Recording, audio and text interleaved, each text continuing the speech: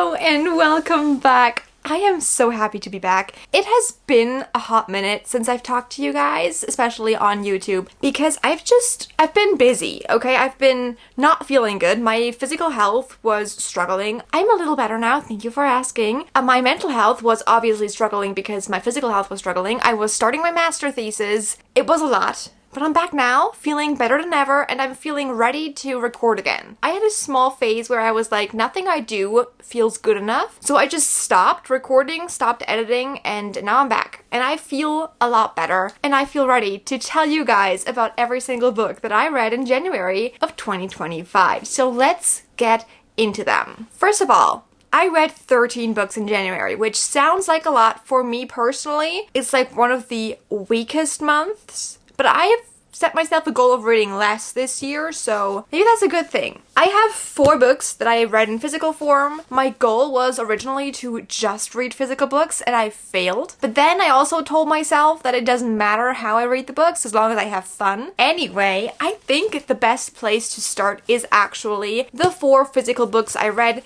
because they are all by Sarah Adams. I had an amazing time reading Sarah Adams books last month. I can only say good things about these. Now, if you're looking to get into them, they are 2 separate small series of kind of connected books. So they're like interconnected standalones. These 2 are connected and these 2 are connected. So if you want to start in chronological order, I would suggest you start with the off-limits rule. So that's where we're gonna start talking about these books because these were fun. As per usual, Sarah Adams books are adult romances without any spice. And I love Sarah Adams for this, okay? This is a brother's best friend's single mom romance. Our female main character, Lucy, she's a hairdresser. She went away from her family for a bit because she thought, okay, I need to be my own person. But she realized that she kind of needs help because, again, she's a single mom. Life is hard sometimes. So Lucy comes back, moves back in with her brother, and then realizes that her brother's best friend that he got, like, in the year that she was gone, is kind of very much hot. And he thinks that she is kind of very much hot. So they hit it off. It's great. It's adorable. It's cute. I just love this. I also might just be in love with Cooper. The guy, right? His name is Cooper. He was amazing. He was incredible. He was such a soft and comfortable character that I immediately fell in love with. And I didn't know what else to do except read this book and then read every single other book by Sarah Adams. I fell on a rabbit hole, but it was a good rabbit hole. Also, these are super fun to read because they're so floppy. I had a great time. I actually started annotating again. It was fun, it was good, and I really enjoyed this. Next book in this small series is The Temporary Roomie, also by Sarah Adams, of course. Now, with this one, you have a pregnancy trope-ish kind of situation. This is hard to explain. This is a best friend's brother romance where she falls in love with her best friend's brother. Okay, I think that's the best I can explain it. It's the same guy from the first book, right? The 2 best friends. Anyway, he is a gynecologist, and this might sound weird, okay? But can he please be my gynecologist? Not saying that my gynecologist is actually kind of nice, she's a nice lady, but he seems like such a respectful character. He's just nice. He's a nice guy, and I like that about him. Again, this is a completely clean romance, so no spice anywhere. So if you feel uncomfortable, I've got you. With the rest of the books I read this month, I don't got you in that department, right? But with this one, this is fun. Anyway, a lot of things happen in her home, so she moves in with this guy. It's fun, okay? Because they kind of don't like each other for reasons unknown to us. The forced proximity in this was just amazing. I had a great time again. It's just a comforting, warm hug of a book, and I like that about it. Alrighty, next up, the second series by Sarah Adams. These are like interconnected again, but they're not connected to the other one. First up, we have The Match, which honestly was probably my favorite. This book was so cute. I love when books have disability representation. I just absolutely adore it. It's the best. In this, we have a female main character who works for a service dog agency who try and match up service dogs to patients. She also has a service dog because she has epilepsy, so she has a seizure assist dog. It's super cute because he has a daughter with epilepsy, and this daughter then is like, okay, I want a service dog. I want more, what's the word? I don't know the word in German or in English. Independence. The daughter just wants more independence, so she calls up this agency. She's a kid, by the way. And she walks up to the agency and she's like, this is my dad. I want a service dog. So the dad, first of all, he's like a little not the biggest fan of this idea, but he comes around eventually, and this is just them kind of falling in love, and it's adorable. The relationship is adorable. The dogs are adorable. The representation of disabilities in this is, again, adorable. I had a blast reading this. All of these books have something in common, and that is a nice male main character. He's not an asshole. He's a nice person and somebody that you could actually fall in love with. And then the last book by Sarah Adams I read was The Enemy. Sure, you can already guess this is an enemies to lovers story. So, our female main character, June, comes back into town, and there is this guy, and he used to be her high school nemesis, but she also kind of had a crush on him, and vice versa, but they don't know about each other's crushes on each other, right? That's important for the storyline. They kind of meet up again, and it's a little weird, because for some reason he is being nice to her and she is trying to keep this old banter between them because that's all she knows. And slowly but surely this thing develops into a very cute and very adorable relationship because they both realize that the other person might not actually be as bad as they always thought they were. It's a whole thing. There's a lot of history in this, but I liked it and it was fun and it was good.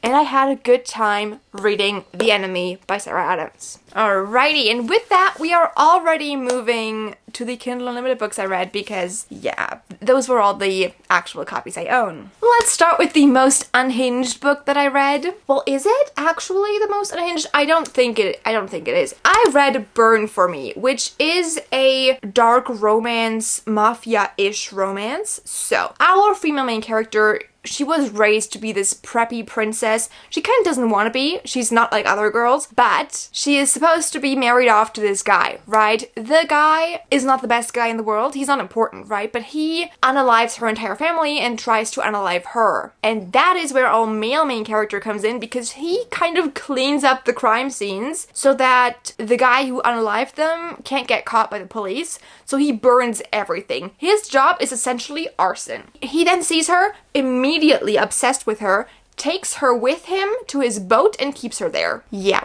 And then they kind of fall in love. I think that's mostly it while describing this book. It's very easy to read. It's nothing major. This was the first book I read last year and it got me kind of out of this New Year's slump that I always get in January. But anyway, this book was fun. It was a good time. It was very spicy. It's also a little bit gory. So if you're not very good with blood and violence, maybe not the book for you. But let's move on to a book that is not gory. Because we are now moving into small town cowboy romance. You knew this was coming. Like, there is not a single wrap-up for me without small town cowboy romance in it, I think. It is one of my comfort genres. Anyway, I read Bouquets and Buckles.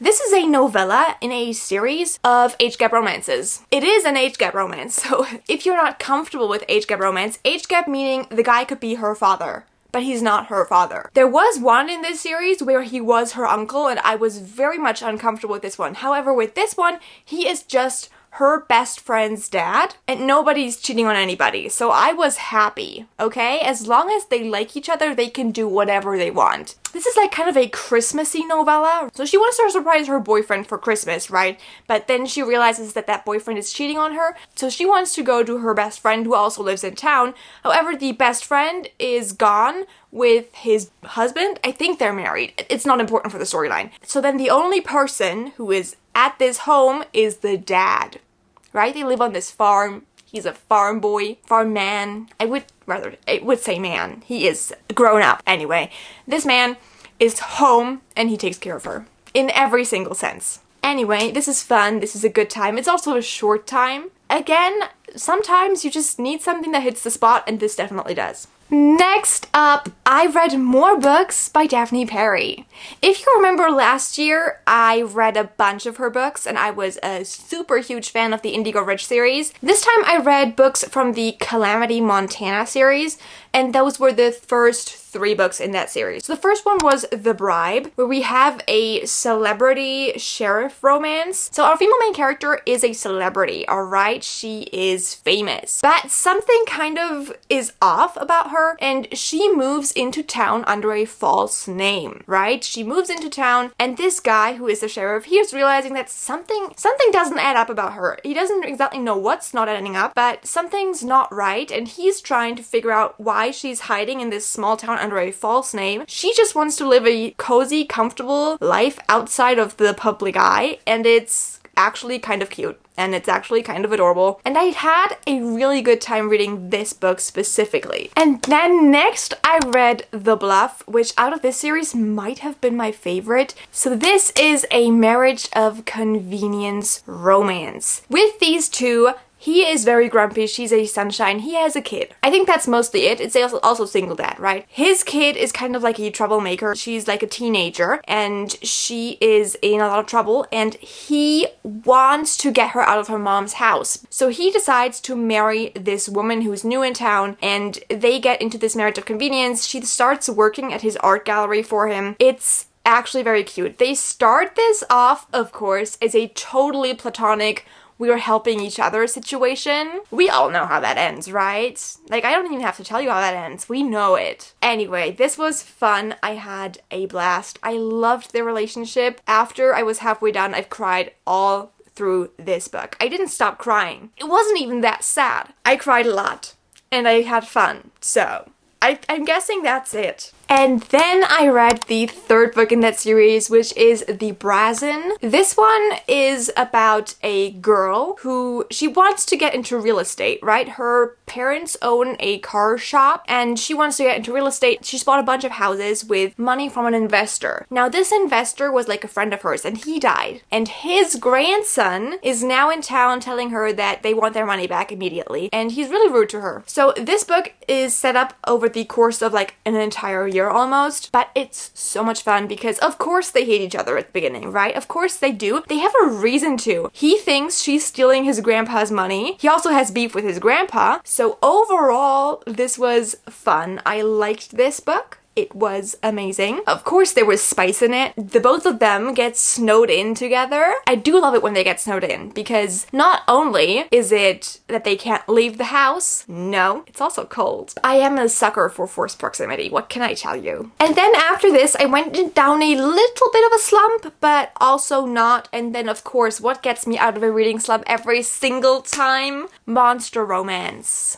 So I read this. He Loves Me Not. I am not kidding. This was the cutest thing ever. Yes, this is from the same author who also wrote Morning Glory Milking Farm. We don't talk about this. These romances are adorable. So we have a romance between the guy who's half snake and she's like a little bit of a fairy being. His family has owned a flower shop for years and she opens up her own flower shop in the same town. So now they're kind of business rivals. At the same time, the both of them also have like a texting relationship where they're like best friends because they met in like a houseplant forum. He has a kid. I've read so many single dad romances. You don't even understand. This one was one of my favorite books last month. It's actually not as spicy as the rest of her books are in like general. So for a monster romance, this is pretty tame. And if you want to start somewhere, this would be a great option for you. Let's move on from this one, even though it was amazing. And let's move on to the last 2 books that I've read. We're only going to briefly talk about these because they are hockey romances. There is only so much that can happen in a hockey romance that you have not read before. I started this series with book 3. I know you're not supposed to do that, but I did. Let me tell you what's going on in book 3 first. We have our female main character who's just gotten gotten out her divorce, she just got out, she's going on a vacation, and on this vacation she meets this guy who she does not know. They make up fake names, and then they have a fun night together. However, she gets pregnant. She doesn't know his real name though, so she's like, okay, I can't find this man. She then moves, and in this new city, she meets a fellow teacher, because she's like an elementary school teacher. She teaches little kids, and she meets her, they become friends. Turns out the guy who's the dad is her best friend's brother. And he's a famous hockey player, but she doesn't know that because she's not a hockey fan. So that's where their relationship begins. That's where their story begins. It's fun, it's cute, I really liked it. Of course, he's kind of like the player type that turns into a good person. I generally don't have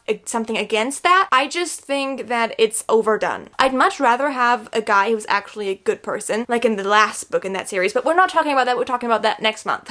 So stay tuned for that. This one was cute, it was fun, I had a good time reading it, which is why I read the entire rest of the series, starting with book 1. Now, book 1 was Off Your Game. So this first book in the series is about the hockey captain. He's the team captain, and he has this thing where before every single game that they play, he eats a bowl of Lucky Charms. Now this day, his Lucky Charms are empty, and he's angry, they lost a game, so he's running to the store, he's running into somebody who just grabbed the last box of Lucky Charms, and that is how our two main characters meet. She is kind of bubbly and excited, but she doesn't give him the Lucky Charms because he does not deserve them. As it turns out, she then starts working for the team as like a social media brand representative, and he realizes that maybe she's not actually a bad person, but she just also wanted the Lucky Charms because it was her first day at work. So they start a little bit of a thing because he obviously likes her. The team is amazing, by the way. I do like this team a lot. And she is also like just a nice person who's then like, okay, maybe he had a reason to be rude, so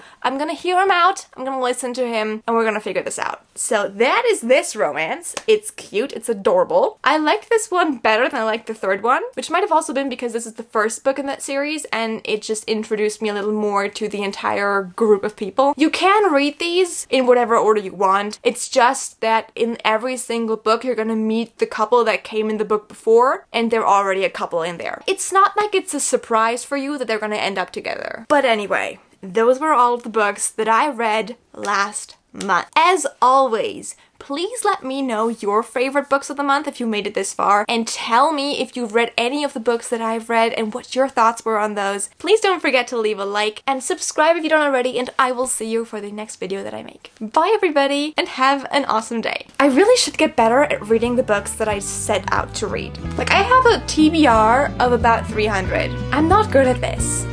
Really? I am not. But I had a good time, and I think that's what matters most. Anyway, I'll see you soon. Bye!